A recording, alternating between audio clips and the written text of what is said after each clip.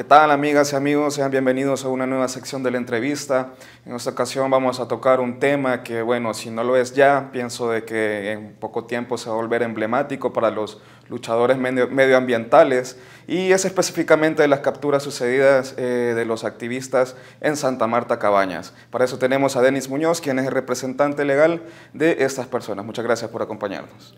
Gracias a ustedes por invitarme y aquí estoy a la orden para cualquier pregunta. Bueno, abogado, si nos puede brevemente poner en contexto de qué se trata este caso para la audiencia que, bueno, no tiene conocimiento. Bueno, hay que partir en el contexto de que este caso tiene reserva total.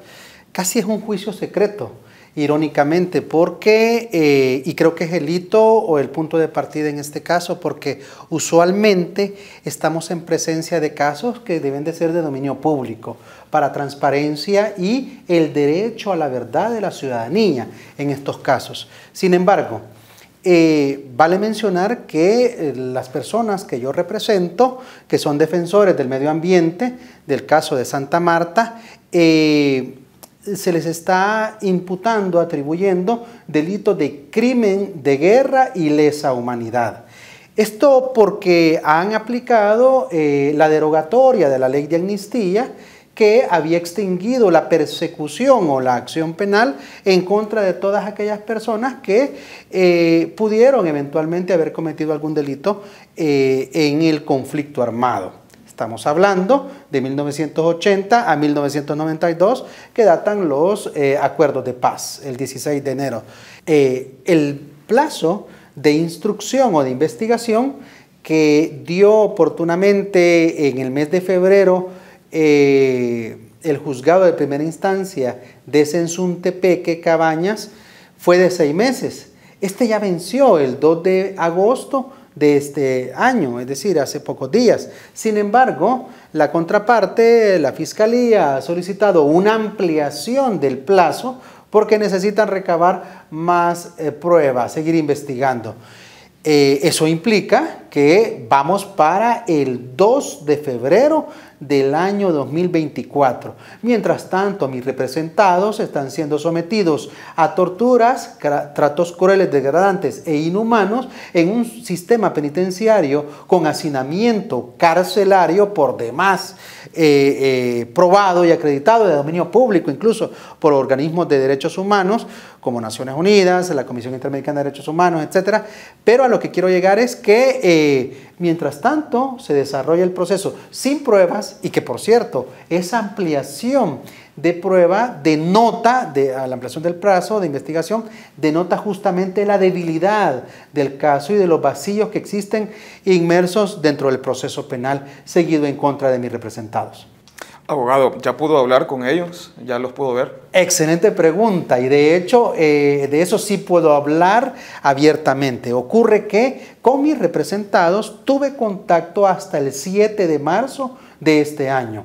Es decir, a partir de esa fecha no he podido hablar con ellos, no teniendo comunicación y un trato directo para entrevistarme, y no es para menos, para poder justamente preparar su defensa técnica a la que cualquier persona o ciudadano del mundo tiene el derecho humano y el derecho fundamental. De esto da cuenta no solo la Constitución de El Salvador, el Código Procesal Penal, sino también tratados internacionales como el artículo 8 de la Convención Americana de Derechos Humanos, en donde establece las garantías fundamentales garantías legales de cada persona que es procesada en el continente americano. Y entonces resulta de que constante y flagrantemente se puede palpar, es tangible esa vulneración a ese derecho fundamental.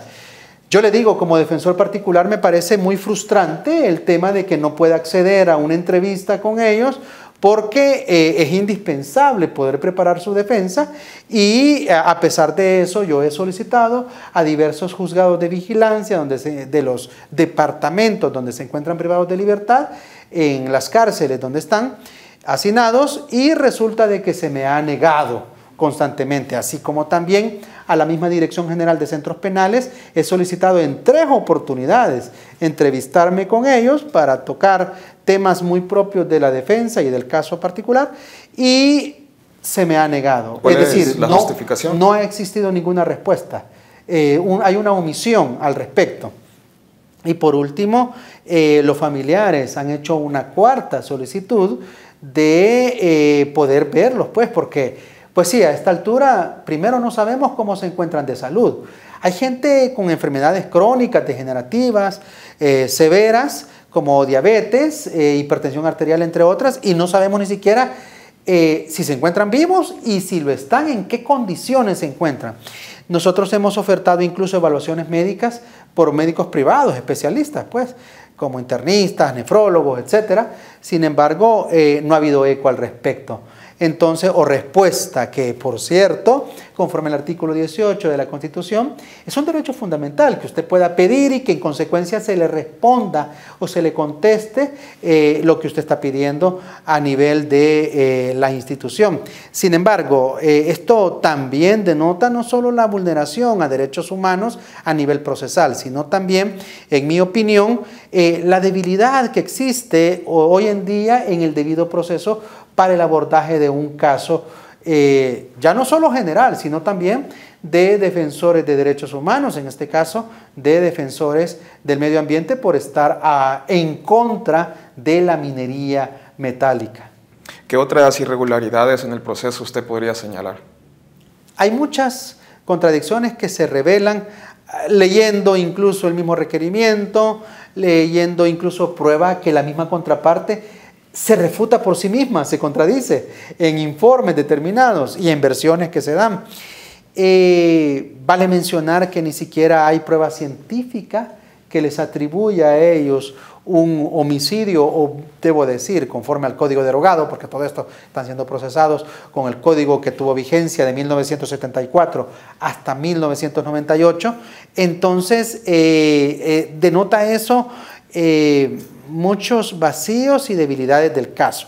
Considero que no puede acreditarse hoy en día ninguno de los 3 delitos que se les ha atribuido a ellos, como son tanto asesinato, privación de libertad y asociaciones ilícitas, que sí ya estaba tipificado, regulado en el Código Penal anterior. Pero solo un elemento interesante, en mi opinión, que sí puedo mencionarle, diría yo, cuando ellos son capturados, aquel 11 de enero de este año 2023, fíjense que hay una cuestión interesante y bueno, debería de surgir una reflexión por parte de la ciudadanía.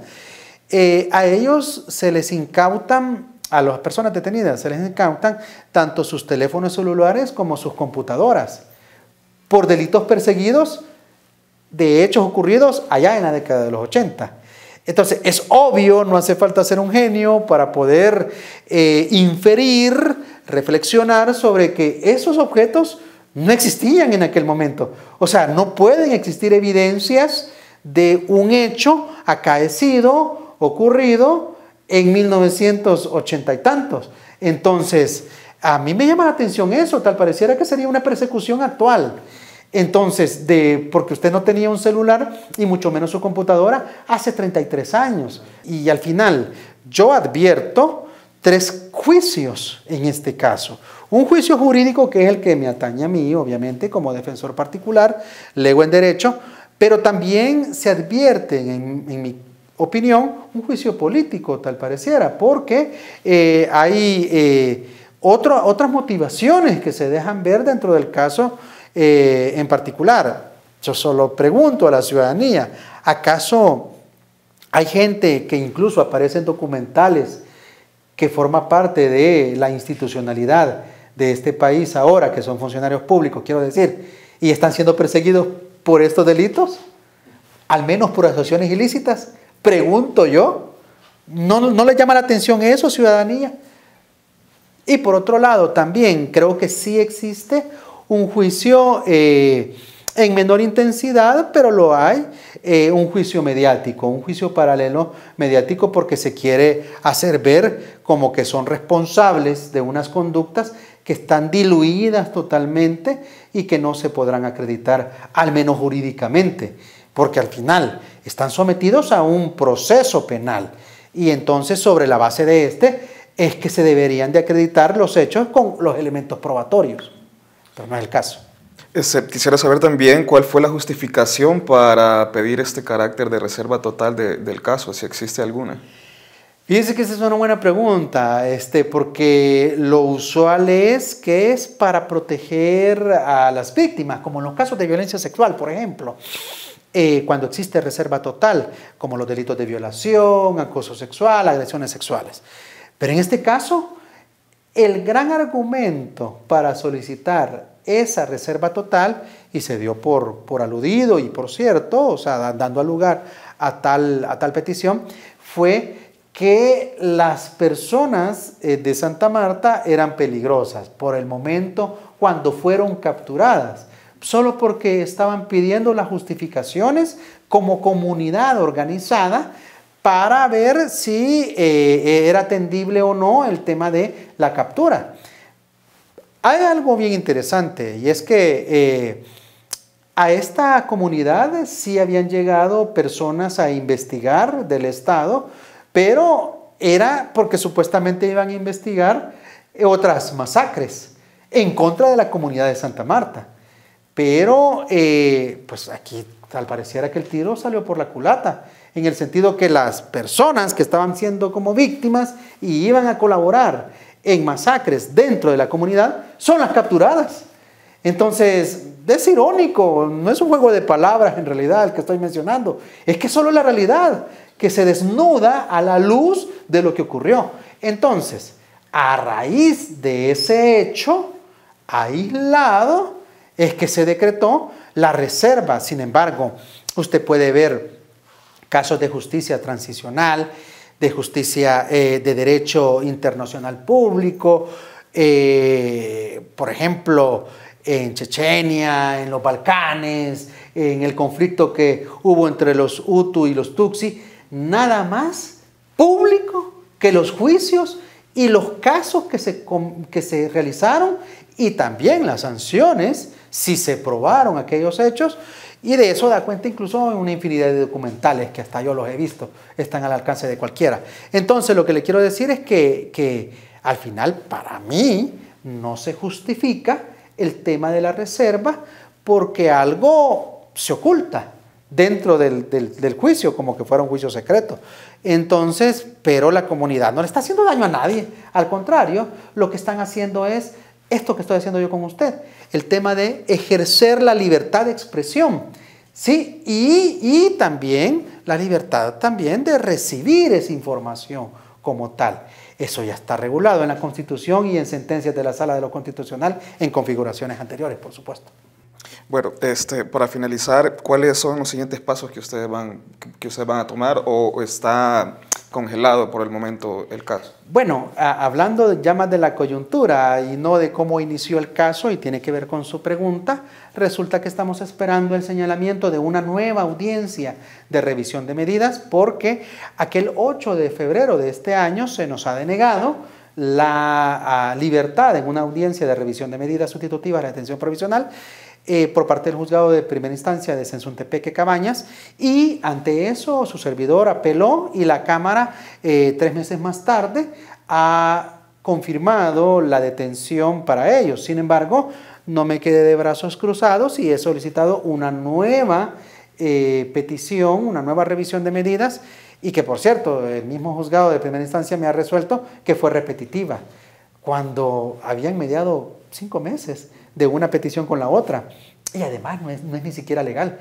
Y esos fueron los argumentos, y la Cámara de lo Penal de Cojutepeque, Cuscatlán, ha resuelto que sí se debe de llevar a cabo la audiencia, la cual estoy esperando ahora mismo, pero una vez lleguen los informes de salud del Instituto de Medicina Legal. Entonces eso es lo que estamos esperando, y esperamos que funcione, por supuesto, en ese sentido, para conocer el estado de salud de ellos. Vale mencionar que habría que ver si son fiables, si son confiables estos informes, porque los que poco que han hecho, pues solo dicen que hemodinámicamente se encuentran bien orientados, Sin embargo, ¿no le parece que en un centro penal de máxima seguridad, una persona con diabetes esté bien de salud? Yo no estoy diciendo que deben de estar en un hotel 5 estrellas. Lo que quiero decir es, incluso todas las personas privadas de libertad, pero habría que ver cuál es el diagnóstico médico y el pronóstico que esperado, porque al final, si ellos están mal de salud y si fallecen dentro del sistema penitenciario y no alcanzan el juicio al cual están siendo sometidos, la responsabilidad va a ser del Estado, únicamente. Aquí no hay donde perderse. Y obviamente deberá también de verificarse la responsabilidad penal, porque de toda la persona privada de libertad, la tutela de sus derechos es el Estado, porque es el que administra las cárceles dentro de la administración, valga la redundancia. Entonces, lo que quiero decir es que estamos esperando eso, vamos a hacer otra solicitud, estamos presentando prueba testimonial también, para robustecer, por supuesto, las pruebas de descargo a favor de ellos y, pues bueno, viendo el desfile de pruebas que no los incrimina a ellos, por supuesto, solicitadas por la contraparte. Bueno, abogado, vamos a seguir pendiente del tema y bueno, le agradecemos mucho por su tiempo. No, a la orden, un gusto, y les invito a que estén pendientes de este caso que denota mucha injusticia por parte de la Administración de Justicia de El Salvador y que lo que menos tiene es una pronta y cumplida justicia. Bueno, amigas y amigos, esperamos que la información brindada aquí haya sido de ayuda para ustedes, para mantenerse informados sobre lo que está pasando en nuestro país y específicamente en este caso, ¿no? Siga con más de Miradas.